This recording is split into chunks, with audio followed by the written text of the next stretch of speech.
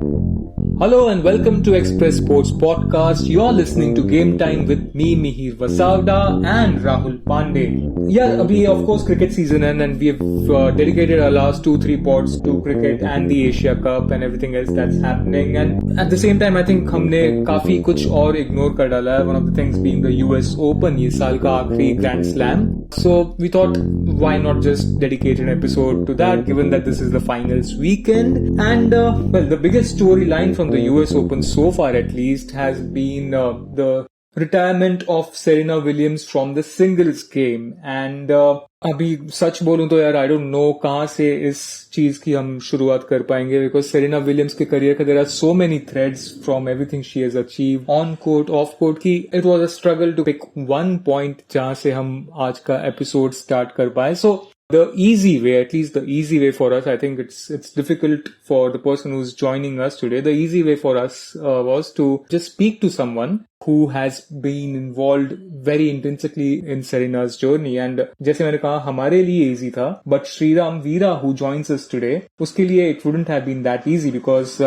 just before the US Open began, Sriram Veera got in touch with Serena Williams' childhood coach, Rick Macci. Now, for those of you who would have seen the brilliant movie King Richard, broadly based on Serena's father Richard and also her elder sister Venus. But in that movie, the coach that prominently features and is largely in a way credited to bringing them so far up ahead in their career, Rick Macci, it just gives fascinating insights. And I think just the next 30 minutes or you'll end up listening to some of the things he has to say are pretty classy. Before we go to Sriram Veera and also listen to Rick himself, my co-host here Rahul Pandey.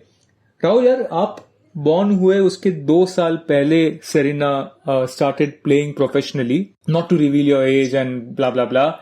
But yeah, Veera's generation of course has seen too many greats. मैं आज सबका I don't know क्यों age shaming करने जा रहा हूँ, but well, it will happen I guess. I mean, I wasn't that big into tennis, but still there were of course Serenas and all. But for your generation, you were still growing up when Serena had already collected so many titles. Just yeah, when you see her retirement, do you have that same overwhelming feeling of emotions that we've seen among tennis world, among tennis fans? Absolutely. And that kind of tells you the stature of the player.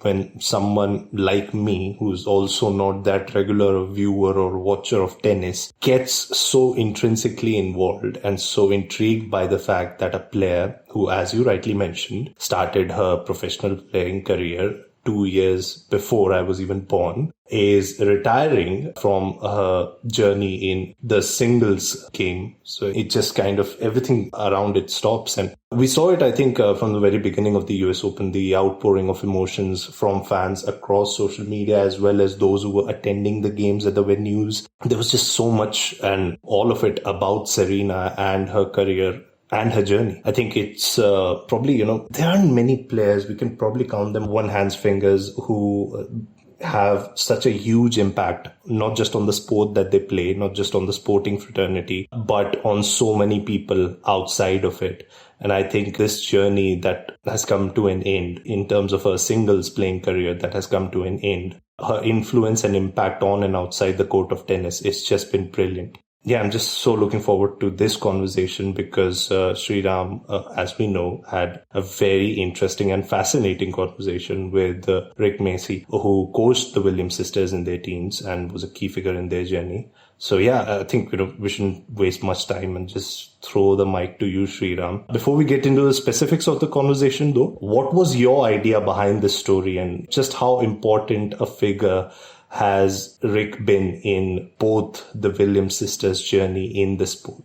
Well, as you said, because the sisters have been playing for so long, even before your birth, as you said. So basically the idea was to look somebody in the childhood, in the formative years, just to remind ourselves what were they, especially Serena, how was she as a kid. So that was the initial thought once I read an article with Rick's name in it.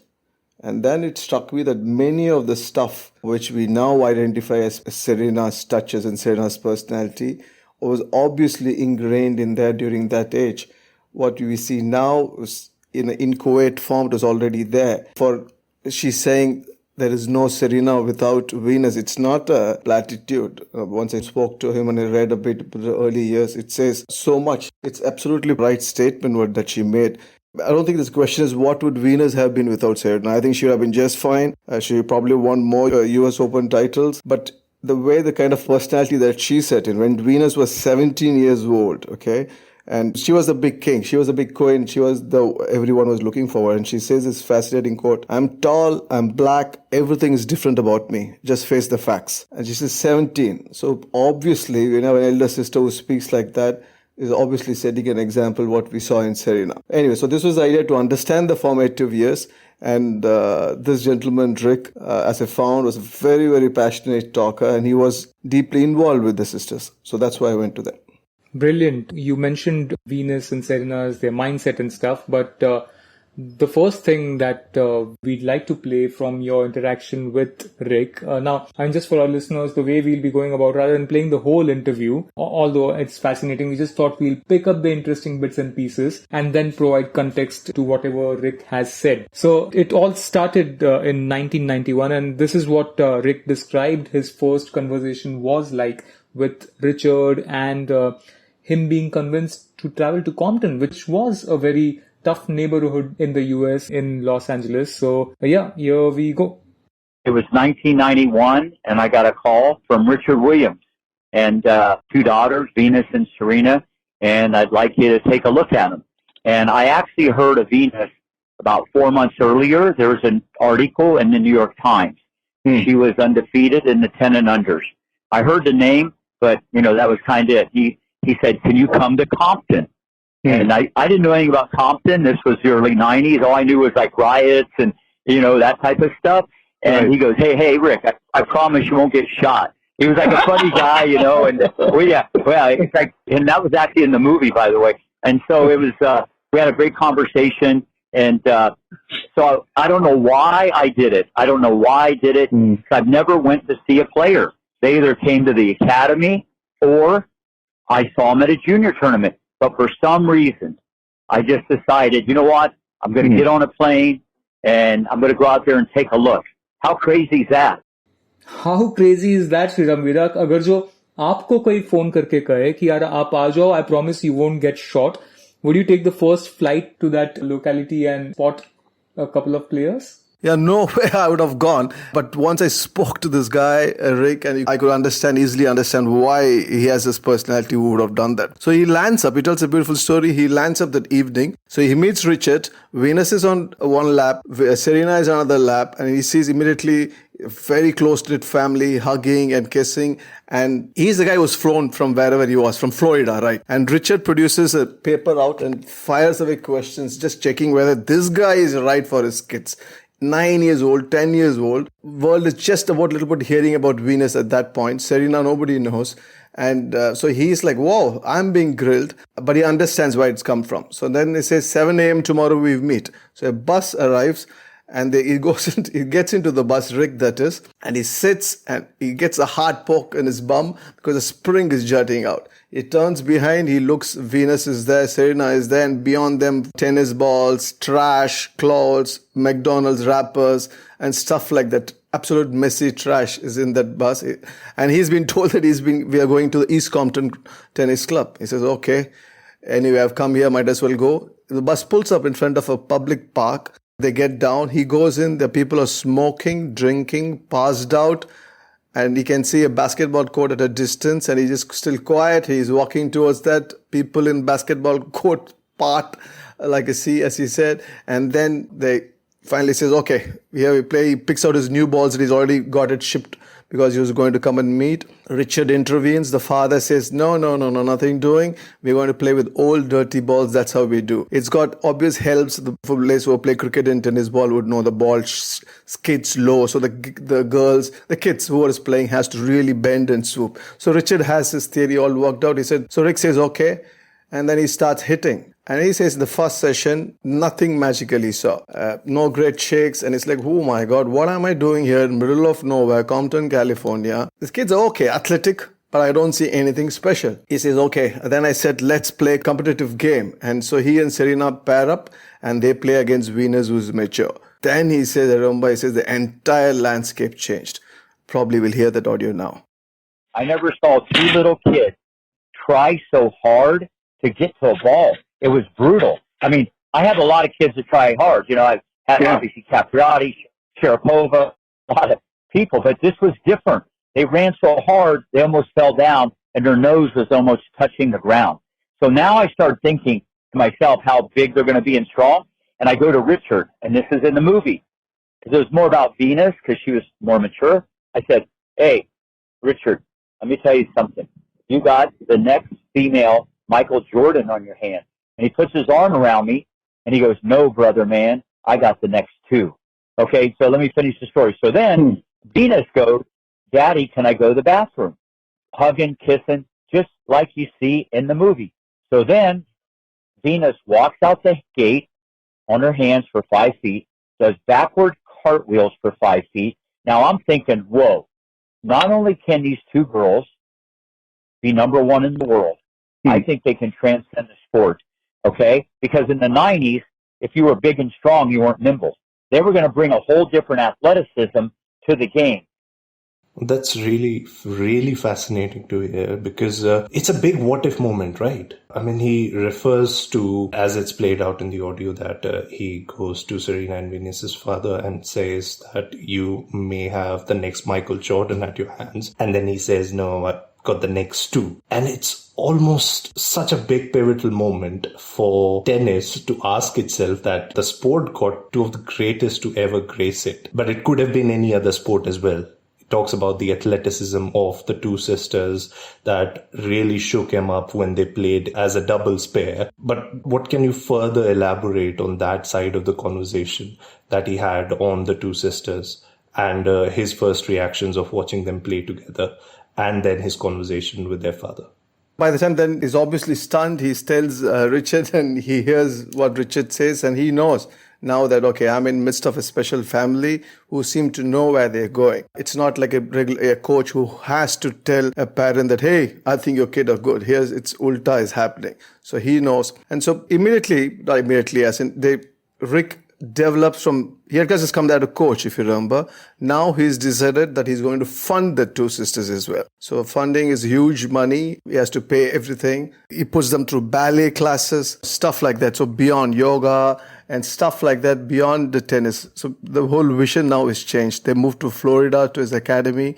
They have a court and they're still studying as well. So they take the academics, the books to the tennis court. So they spend, Rick and the two sisters and his coaches, now they got more professional coaches helping them. So they spend 6 hours on court. It's a vision that's come from Richard. And the two girls have taken on to it without much question, as far as I can ascertain. There's not much dribble. They haven't dribbled at all. It's not like a case of Agassi or whatever. The girls have fallen in love with the game. They listen and they're pushed out. And that's why in a Vogue essay recently, she talks about how she was pushed and she would like to push her own daughter in whatever field the daughter wants to go. But she says, I just try to find out the balance on how hard to push. Richard didn't think about it, I guess. And the mother also, we will hear more from the coach, but I just want to take a detour. Mother tells Venus very early on in her career that it's just not about you, Venus and Serena, the players. Here you have to take care of your health, holistic yourself beyond your mind, just not as a player. And that's why these two, unlike any other tennis players that I know of or any other athletic sports stars we know of, they have taken frequent breaks through their career. They both enrolled in a fashion class. They did a fashion degree. Venus started her own line. That's a clothes line she wears now. Serena has done lots of business. They studied up. They have a life away from tennis. Now we are talking about mental health. The mother told them very early on itself, because they had already seen Jennifer Capriati burn out. So this is a fascinating family, and Rick being part of it. So he imbibes stuff like that, and he says, wow, this is the way to go ahead. So very early on in their life, in teens, everything is sort of slowly, the mental puzzles are falling in. We see where the personality, that now the world is going, we can see where it forms. So far, we've covered that. It's damn fascinating because then Rick, of course, goes on to talk about, in movie it's shown as this tiff that he had with Richard about the decision of not letting the two sisters play the juniors, and Rick says that in reality it wasn't the case. He says he wants to do it. I mean, he did such the idea. Even when Nike offered a deal, he said, yes, take it. Richard was stubborn. He didn't want to take it, but he understood his reasons. He says, I didn't push it that much. What they show in the movie is over-exaggerated. But remember the undercut deal when I talked about Rick funding the whole thing? So Rick is putting in the money. The deal is he will get, I think he said 15%. Don't take us to court, whatever the number of the commission was. So he'll take 15% of the cut once years later when the sister's success comes through, the earnings come through. So till then he's putting the fund and he thinks his way because that's how he's gone through his system, put them in the professional circuit. So he said, and Richard said, no, I don't want. And then once he had a talk, he says, I know how to handle Richard. By that time, these two girls have become my daughters. So it was not such a big thing as it was portrayed in the movie. Amazing. Just before we move to Serena, this is one last thing that I found really interesting that Rick spoke to you about Venus and Serena and how he just wanted to get them better. Here it is. I just wanted Venus and Serena to get better. I was on a mission to make them the two greatest players in the world. And not playing junior tournaments, it didn't bother me. It kind of over-exaggerated a little bit in the movie. It didn't bother me because I just trained, and even at 10 and 11, we're talking about Navratilova, Hingis. We're talking about, whenever I would talk to him, I'd say Capriati's going to get that, or Davenport's going to get that, or Sabatini. It wasn't ever about some other 12-year-old. And like Venus and Serena told me at the after party, after the red carpet, we were brainwashed to be number one. You got to understand the way, the art of coaching, how to say it, when to say it, why to say it, who to say it to. There's an art to this besides all the tools you need to make someone great. So we left no stone unturned. And now looking back 30 years later, nothing surprises me. I know when I say that, it surprised me that they played this long. And it surprises me that she's going to be the greatest ever and probably one of the best athletes ever we've seen. Serena, she's like the total package. But it had to be put together. But if I don't go out there, you're probably not talking to me right now. It's incredible, Sriram. And we'll now quickly move to Serena Williams because, the body of work there is just incredible. हम कितना भी कोशिश कर ले 23 Grand Slams and she has incredible career doubles record, 23 career doubles titles. She has Olympic gold medals, 4 of them. I don't think कुछ बचा उसमें. Off the court, उसकी legacy is another level again in the way that she's inspired the generation, especially African American women. But just this anger, the desire that you mentioned, that Rick has constantly been referring to, it is incredible, right? I mean, before Veera, you come to that, just one more of Rick's quote that I'd like to play over here because it will just add proper context to what we are going to discuss next. Here's Rick on Serena. The middle of July, it's 95 degrees, and she already played for 4 or 5 hours. She wasn't moving. And I said, she was 11. I go, Serena, you got to move your feet. She goes, why? I go, well, you say you want to be number one. She goes, I will be number one. She gave me that look. That look everybody's seen at the US Open. She had that look even at 11. And I go, well, what I got to get you to do to move? She goes, Rick, I'm really hungry. Can you get me out of the snack machine some curly fries, a Snickers bar, a Pepsi? And on the way to work today, Daddy drove by a stand and they were selling Green Day t-shirts. Can you have one of the coaches get me the shirt? I go, wait a minute. If I get the hot curly fry, the Snickers bar, the Pepsi, and the Green Day t-shirt, are you going to move your feet? She points to the other court because Venus and Serena had a court next to each other. She goes, you see that tall, skinny girl over there? She's pointing to Venus. She goes, I'll make her look slower than molasses. So I go, okay, Scott, that's the coach. Go to the snack machine. Get the hot curly fries, the Snickers bar, the Pepsi. On the way to work tomorrow, can you grab a Green Day t-shirt and bring it to practice? So they get all the goodies. They go under the canopy. Serena has her snack. Listen to this. Goes back on the court. She's hitting cross court and down the line. Her hitting partner was like 400 in the world. He would play Davis Cup for Congo. Never missed the ball. They're ripping round strokes for 1 hour straight. No water. Sweat is pouring off this little girl like Niagara Falls. Okay? It got to be 3:15. I'm on the other court. She yells, hey, Rick, it's 3:15. I'm done. and you better have that Green Day T-shirt here in the morning. So, so I can't make this stuff up. So the moral of the story is, I motivated her. She got better. Serena got better. We all got better. Game, set, match. Richard Williams. What a story. Sriram Veera, just take it from there. Yeah, so this is this insane thing, right? So as you just heard, so look at what's happened. I mean, that girl, she's still 11 or 10, Serena, when this incident has happened. And she is thinking about world number one. I will be world number one, not as a hope, not as a vision statement, not even as a mere ambition, but as a statement saying that this is what's going to happen. That happens really rarely. So he tells that how they always spoke about Martina, Chris Evert, Steffi Graf, and that's where the comparisons was. And he says one beautiful line which Serena told him very recently, and she said, we were just brainwashed to be number one. And in many ways, that probably is true. It's in way they play, way they conduct life. Here, the brainwash is not in a negative sense. It's just like the kind of cultural and moral and just the upbringing that's come, what you put in the head as a kid. They have to soak it, they have to absorb it, and these two sisters have done exactly that.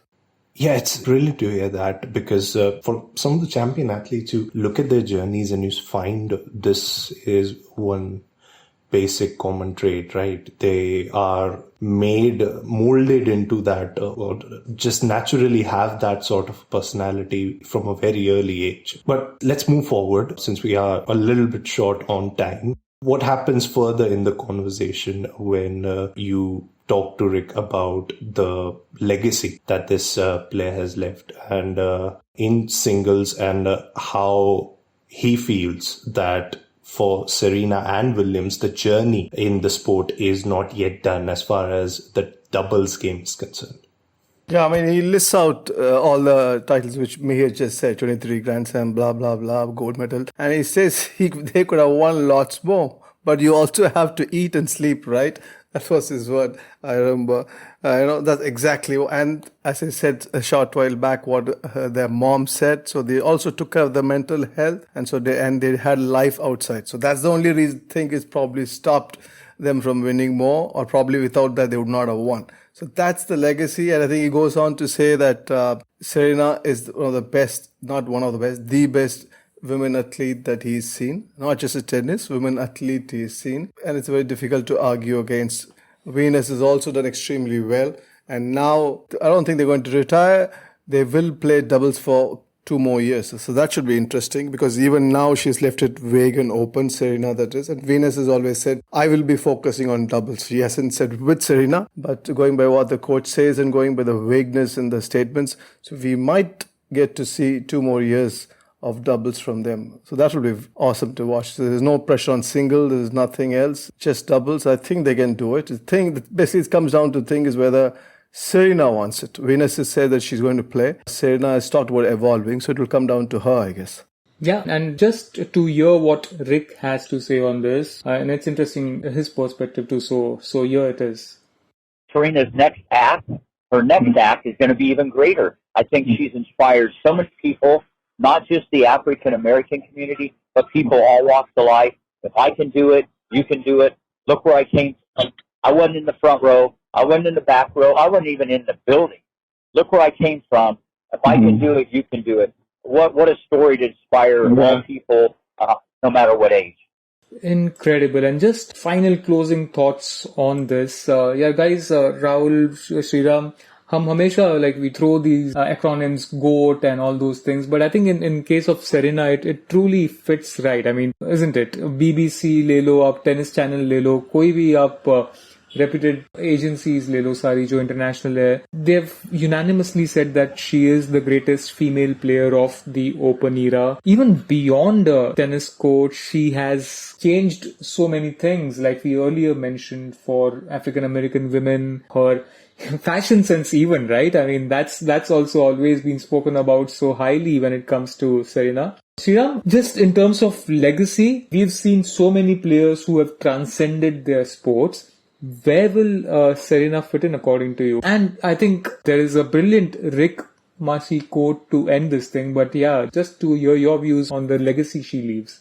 Sports stars generally, you inspire people, they inspire kids, inspire adults through what they do in sport. and then they branch out, and then they inspired by what they do off. But Serena, I think even just during a playing career itself, where she's spoken up. You talk about the fashion dress. There's, she even imbibed Flo Jo once in the way she chose her tights once. So she's been a very conscious person of how she comes across and she's saying the message to people. Her influence of African American kids have been awesome, and some of them we cannot understand it. Their impact during her playing career, I'm struggling to think of many athletes who have done that, people might take inspiration from them, but here she's actively done it herself, choosing how to dress, choosing what to talk. And I told you that 17-year-old Venus saying what she said at that age, and Serena imbibing, and they've gone beyond mental health and doing what you can. There's a line in the Vogue, it says, what just Rick said, if I can do it, you can do it. So can you. I mean, that's the only probably statement which doesn't ring true to me. I don't think many of us can do it, but I can understand what she's saying. She's done it from where she was, from Compton. It's a stunning life story of a father, a mother who've invested so much so early, and 2 daughters. There are 3 more daughters, by the way. The family getting behind this act and pulling it off. It's one of the greatest heartwarming stories in our generation. That it spanned 2 generations. It's awesome as well. I'll let Rick Macci have the last word. So before you hear him, just thank you all for listening to this episode. I hope you enjoyed it. I hope you enjoyed listening to Rick's view. And Sriram Veera, thank you for getting that. And here's what Rick had to say on the legacy Serena Williams will leave, not just in women's tennis, but on women's sport overall, or rather sport overall. Why just women's sport? The X factor of why she's going to go down as the greatest female tennis player ever, and in my opinion, the greatest female athlete ever. And she's going to be on Mount Rushmore. It's what's under the hood. She was like a pit bull. The bigger the moment, she wouldn't let go. The bigger the moment, she got better.